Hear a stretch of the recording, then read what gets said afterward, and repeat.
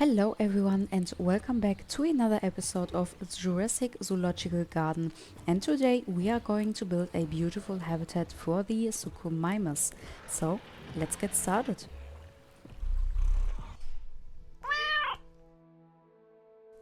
I've already made a little post on my YouTube channel announcing that the SUCHOMIMUS will be the next dinosaur that I'm building for in the zoo, and you guys really loved that dino.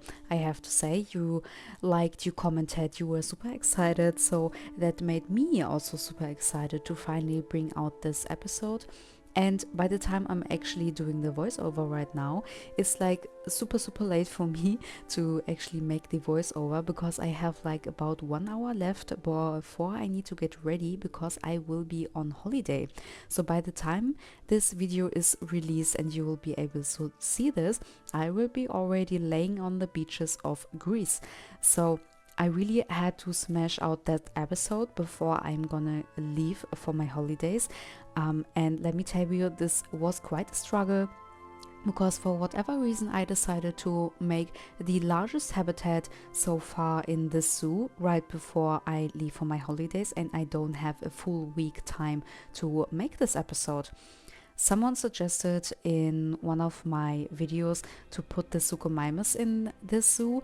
At first I was quite unsure if I want to add this dinosaur, since it's quite large, it's a big carnivore, and I was not super sure.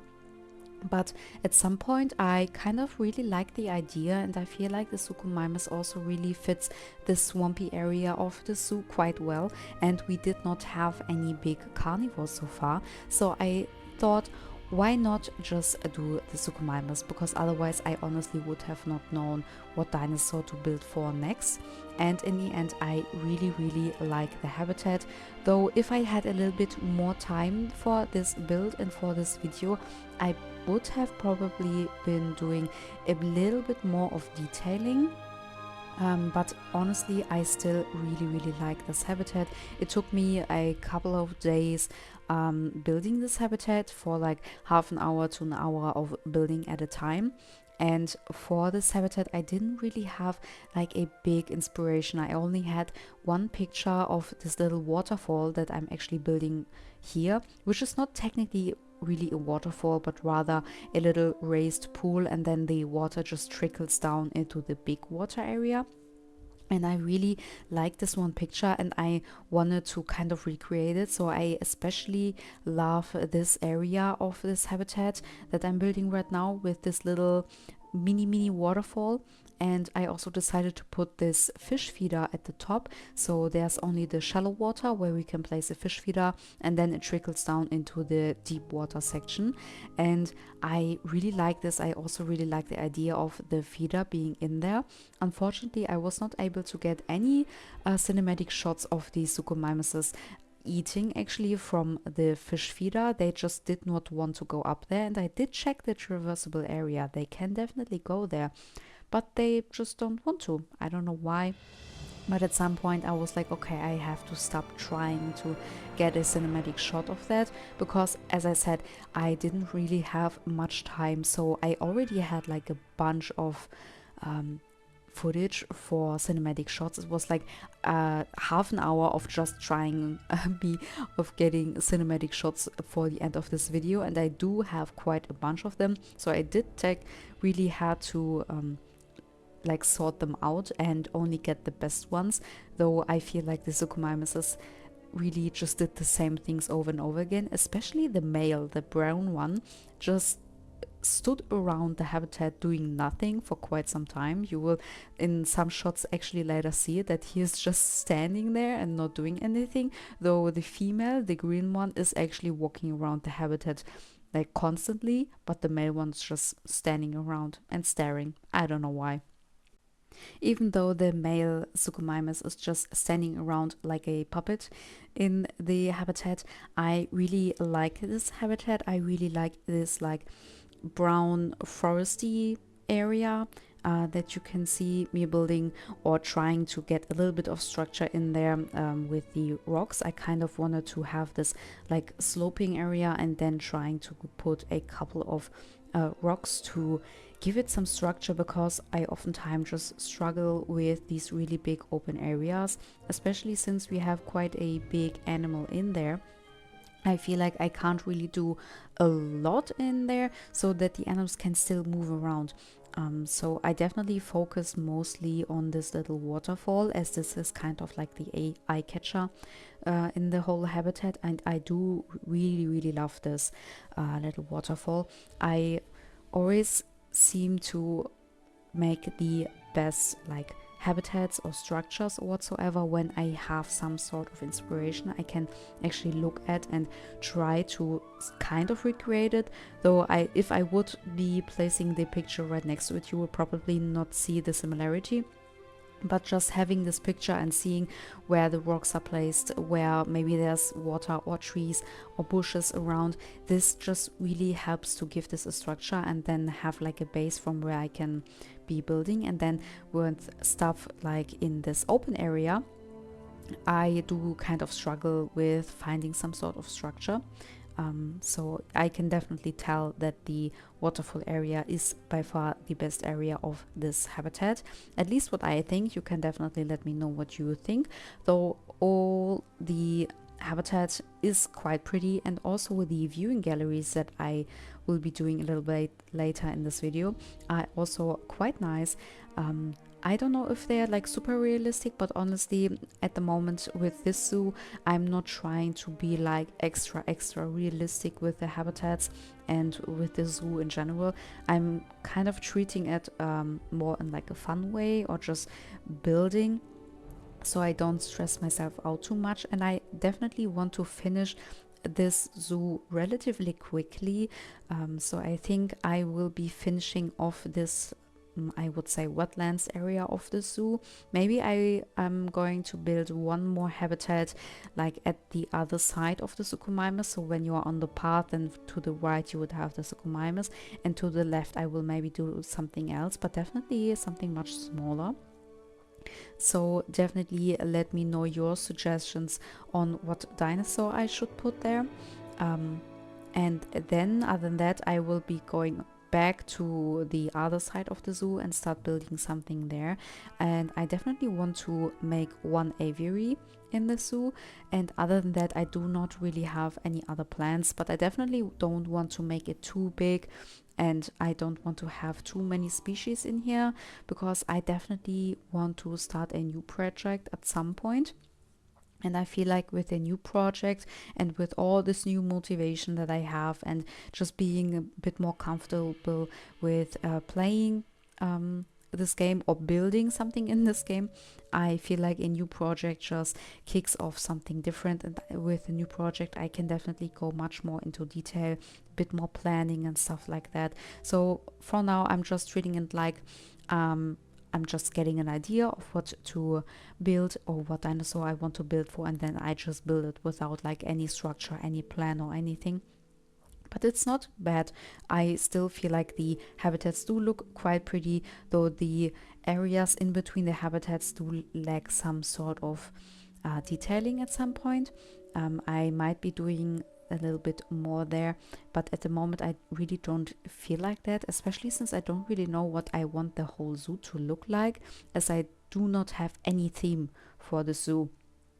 And I really like the entrance area. I really like this area of the zoo. I feel like this is definitely one of my best builds, especially since this has been my very first build in Jurassic World Evolution 3 with the modular building. So I am quite proud of that. So especially since I struggle with building buildings, and especially with entrances, even in Planet Zoo I've struggled so much with entrances. So I am extremely proud of myself for this entrance that I've built in the zoo. So for the next project I do think that I have to come up with something even better, but I feel like just practicing stuff makes yourself better. So always also when other people are commenting like, oh, I can't build so nice like you do and stuff like that, and I'm be like, yeah, it just takes time. Like I have over 1,000 hours of playtime in Planet Zoo, which is like 99% only sandbox playing. So this definitely takes time and practice, and I feel like with each build I'm getting more comfortable and just better with the pieces, with building, with being realistic. And at some point you will definitely learn on what to take care for, what to look out for, what pieces to use, what tiny details just takes this step from a good building to a wonderful building.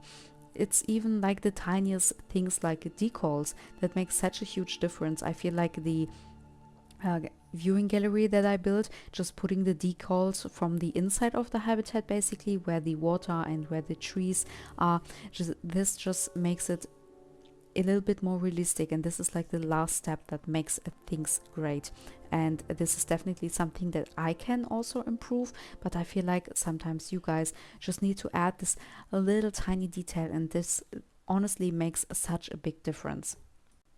And for the viewing gallery at the beginning, I was quite unsure on how to actually do the whole gallery, because we can't really raise the terrain super close to the water, and also the pathing is a little bit more tricky, I feel like, than compared to, for example, Planet Zoo. So I kind of had to come up with an idea, and I did decide to not make the viewing gallery actually practical, though I never really let any guests into my zoo, so honestly I don't even need to pay attention to practicality. But I still feel like it should be like somewhat usable. So I decided to have the path a little bit away from the habitat, and then have the like tiny paths go up to the viewing gallery with just a few steps, and then you'll be on the gallery and actually look down into the habitat. I also wanted to make sure to have the viewing area for the guests a little bit raised, so that they can actually see into the habitat and over the dinosaurs. And since the SUCHOMIMUS is a bit bigger compared for like the Deinonychus, which is another dinosaur I have in the zoo, I feel like the barrier had to be a little bit extra safe. It had to be big enough, and so I made sure that it is close to the water where the SUCHOMIMUS is swimming and can't really go up there. Then I also made sure to make some safety precautions with this little hot wire at the top, and also I made sure to place a bunch of like rocks and fallen trees and foliages right at the front of the like wall that is in front of the viewing gallery, so that the SUCHOMIMUS cannot go too far up there. So the gallery also does not need to be super high or like super high security or super high safety. And I feel like in the end I really like that. You can't really see too far into the habitat, so the area in the back, I call it the dry area, you can't really see too much there. So if the dinosaurs are walking around there, you can't really see them too well, if I'm honest. But I feel like the SUCHOMIMUS are really known for being a semi-aquatic dinosaur swimming around, so I feel like this is even a little bit more interesting. And the dinosaurs are actually in the water quite a lot, so I do think that it's quite good that the viewing gallery is in front of the water, especially since it's more of like an eye catcher for this whole habitat. And for the rest of the barriers, I mostly only use rock walls. As I said in the beginning, if I had a little bit more time for this habitat, I would have done something differently. I would have done something more realistic, I think. I still think that rock walls are quite beautiful, though I think if I'm using them too much and only using like rock walls as backdrops for the habitats, in like the whole vision of the whole zoo, it does feel not super realistic and maybe even a little bit flat, because everything is basically the same. So I try to not use rock walls too much, but honestly they look good and they are easy and fast to make. So I thought, why not, and do this for this one habitat more. And then on the side where also the housing area for the SUCHOMIMUS is, that you can't really see from the guest viewing area, which is totally fine. There's a little bit of fencing, so I think if I continue this path that I will be doing it somewhat like, even if you're walking down the path there, you can still see a little bit through the fencing. almost like a little peeking hole, similar to the Styracosaurus habitat, where I also had one area that was only fenced, a little bit of foliage in between, but not too much where the guests cannot see through the fencing. I also did some decorating in between those rocks, where I also placed down the soil pieces, so they're also kind of like a planter. And also in between the little gaps between the pathings, I also placed down a little bit of foliage. So I did some decorating. You can't really see it in the cinematic shots, honestly, because I'm not really filming that area from the side of the path, but there is a little bit, and I don't show this in this video because one, the video would have been too long. On the other hand, I just needed to make this as quick as possible, so I will be able to release this video by Sunday. And then for the whole foliaging part, I did use a tiny bit of the foliage brushes. So for example, all these like lily pads and stuff are one of the brushes, but I made sure to not place too many, as I did not want to make this look like a or too heavy like a swamp. It's like a little bit swampy, a little bit wetlands, but not too much. And then I also placed, I don't know which brush exactly it is, like a average grassland brush, I believe. And I put that into the dry area of the habitat so that I can have a little bit of structure, a little bit of grasses, because I actually do really like the grass from the brushes that we have. But other than that, I did not really want to place any like brushes with trees and stuff, so I did place down the trees myself. I did use the cypresses in the back, as I do feel like they really fit for this like wetlands vibe. And then a couple of like random smaller trees. I don't really know all the names of the pieces, especially from the foliages, so don't come at me if I can't tell you what the pieces are called.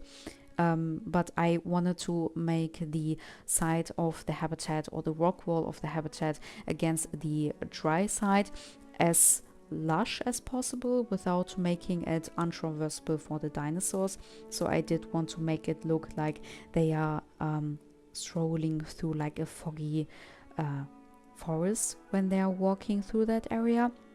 And I feel like it came out quite well. It's like really simple, honestly. There's not crazy amount of foliage work. Again, I did not really have any or too much time for building this. And then I use a ton of this big grass. I really like this big grass, so I place it basically everywhere, in between all rocks and crevices, throughout the whole sides of the habitat and stuff. And then I took some like ferns and some random small pieces that I thought would fit. With smaller habitats, I do like to try out a couple of more things, but with big habitats, I'm like using 3, 4, 5 pieces and then placing them around the whole habitat. I do think it looks good, but I still think there is improvement. But I'm definitely just better with smaller to medium-sized habitats. And especially for the wetlands area of the zoo, I really like this one tree where it is relatively small, but it has like quite a big root system, and I really like this tree, especially because of the roots, because I feel like placing it on these like rocky areas where I have these rock piles, and then raising the tree a little bit higher so that you can actually see the rock, just looks really nice. And it seems like that the tree is like growing there and then placing their roots all around the whole area and holding everything together. And I do really like this piece. And honestly, I also really like the really tiny saplings that we have. I really like to use those also for bigger habitats, as this just gives the feeling that the foliage is still like also growing in and just looks a little bit more lively, with not only using big trees, because I feel like this can look sometimes a little bit artificial, and then just having a few of these little saplings just makes it look super natural, and that this foliage is still growing and not like maintained too much, not to the point where it looks like a garden that is like super on point. All the little grasses are like cut exactly the same height. So I really do like this natural and a bit more wilder look. And for the planters or the rock barriers with planters at the top, I used actually the bamboo and lowered it into the formation so it looks more like a bush. I'm sometimes really unsure on what to place down there, and simply due to the time I just had to pick some pieces that are quite large so I can cover as much area as possible. And as I said at some point throughout this video, I do use the decals here, relatively heavy, and just makes it look not too flat. I don't really like this really flat look where everything is super curated and super perfect, so I do like this really natural look with it, like decals and dirt and some cracks in the rocks or like walls. So I feel like this definitely puts everything together. And I would have technically also built like a little structure where the water is like flowing into the little pond at the top and also flowing out, or where it can be like cycled in the big water area, but I simply did not have the time, so please excuse that. And also I don't really have a piece or like a blueprint. I definitely need to build a piece that kind of resembles a filtration system, so I will definitely do that at some point when I have a little bit more time. And then in front of the viewing barrier with this like wooden fence, I use also some plants, so it just blends in a little bit more of this naturalistic habitat. I feel like I always love to place a little bit of foliage in front of the barrier so it just blends in and does not look too harsh, where there's this beautiful habitat and then you have just concrete in the front where the guests, and then only a few benches, some bins, and then basically the habitat is finished. So here is the finished result of the SUCHOMIMUS habitat, and I have to say that I really love this habitat. Leave a like if you also enjoyed this video and this habitat, and if you loved the way I designed this. Let me know down in the comments what you think and also what you would like to see for the next episode. So don't forget to subscribe so you're also not missing out any more videos that are about to come for Jurassic World Evolution 3. And I will now leave you with the last cinematic shots so you can see the finished result and the SUCHOMIMUses enjoying their new habitat. And I'm already saying my goodbyes, and I'm hoping to see you in the next episode.